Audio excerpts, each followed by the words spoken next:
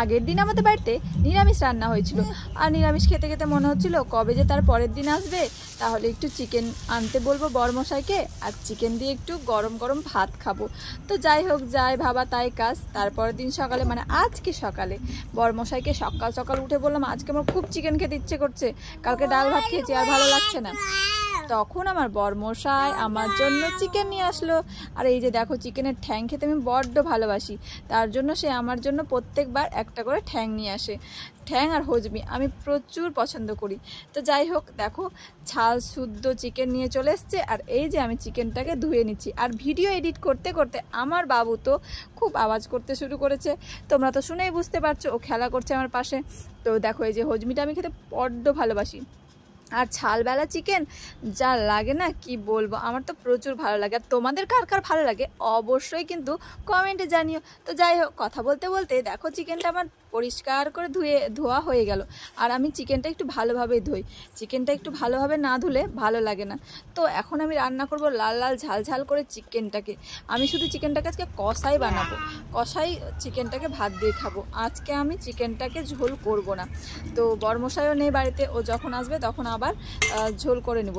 তো যাই হোক, এই যে আমি লেবু মাখিয়ে কিছুক্ষণ রেখে, আর সেই লেবু মাখানোর পর যে জলটা হয়েছিল সেটাকে আমি ঝাড়িয়ে ফেলে দিয়েছিলাম, যেটা হোক ভিডিওতে যেটা দেখানো হয়নি। তো তারপরে আমি সেইখানটায় একটু লবণ দিয়ে দিলাম পরিমাণ মতো, আর দিয়ে দিলাম হচ্ছে হলুদ গুঁড়ো। তারপর দিয়ে দিয়েছি আমি মশলার মধ্যে ছিল আদা, লঙ্কা আর জিরে আর রসুন বাটা, আর তার মধ্যে দিয়ে দিলাম কিছুটা সরিষার তেল, দিয়ে আমি মাখিয়ে কিছুক্ষণ ম্যারিনেট করতে রেখে দিলাম। তারপরে এই দেখো পাশে আমি ভাতও বসিয়ে দিয়েছি। এবার হচ্ছে ভাতের চালটাও ধুয়ে দিয়ে দিলাম।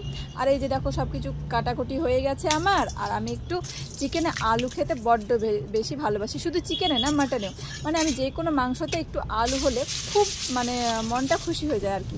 তো যাই হোক, এই যে যেমন ভাবা তেমন কাজ, আমি আলু ভাজতে দিয়ে দিলাম, আলুগুলো ভেজে লাল লাল করে উঠিয়ে নিলাম। এই দেখো, তারপরে এই যে ফোড়ন দিয়ে দিলাম জিরা, তেজপাতা। আর তোমরা কিন্তু গরম মশলাটা অ্যাড করে দিও, আমার বরমশাইটা আর বাড়িতে ছিল না তখন, তার জন্য আর দোকান থেকে আনানো হয়নি গরম মশলাটা। গোটা গরম মশলা এলাচ দিলে আরও বেশি টেস্ট হয়।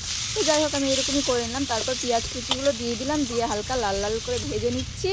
তো তারপরে দিয়ে দিলাম দেখো লঙ্কা, যেহেতু মাংসটা একটু ঝাল ঝাল হবে তাই শুকনো লঙ্কা বাটাও দিয়েছি, আর এখানে কাঁচা লঙ্কাগুলো গোটাও দিয়ে দিয়েছি আমি একটু চিড়ে চিড়ে।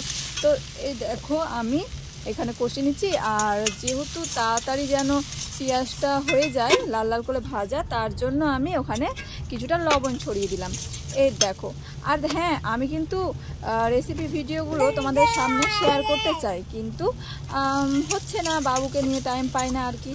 তো যাই হোক, আমি রান্নাটা তখনই করতে পেরেছি যখন আমার বাবু আমার কাছে ছিল না, ও একটু আমার দিদাবাড়ি গেছে, আমার দিদাবাড়িও কাছে। তো আমি ওখানে টমেটো কুচি দিয়ে দিয়েছিলাম কিছুটা, অর্ধেকটা পরিমাণে। আর দেখো, দেখলে না উপরে আদা গ্রেট করা, আসলে আমার মশলাতে আদাটা কম হয়ে গেছিলো, তখন আদা ছিল না। আমার বরমশাই যখন আদাটা নিয়ে আসলো তারপর দিয়েছিলাম, তো ওই জন্য কিছুটা আদা আমি গ্রেট করে পরে দিয়ে দিয়েছিলাম। তারপরে আলুটা কতক্ষণে সেদ্ধ হবে সে তো জানি না, গোটা গোটা আলু ছিল, তাই আলুটাকে একসাথে দিয়ে দিলাম। ম্যারিনেট করা মাংস, আলু সবগুলোই দিয়ে দিলাম ফোড়নে, মানে পেঁয়াজ ভাজাতে। যাই হোক, তো এই যে দিয়ে দিয়েছি। এর মধ্যে কিন্তু আমরা কিছুটা মিট মশলাও দিয়ে দিও, আমি কিন্তু দিয়ে দিয়েছি। তো যাই হোক, ওটা ভিডিওতে দেখানো হয়নি।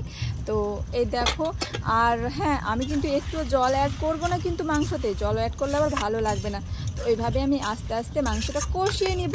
তো মাংসটা কষাতে কষাতে চলো আমি কিছু প্রিয় দিদিভাই অ্যান্ড দাদা ভাইয়ের নাম মেনশন করে নিই, যারা আমার ভিডিওতে প্রতিনিয়ত কমেন্ট করে, আর আমি তাদের নাম কোনোদিন নিইনি।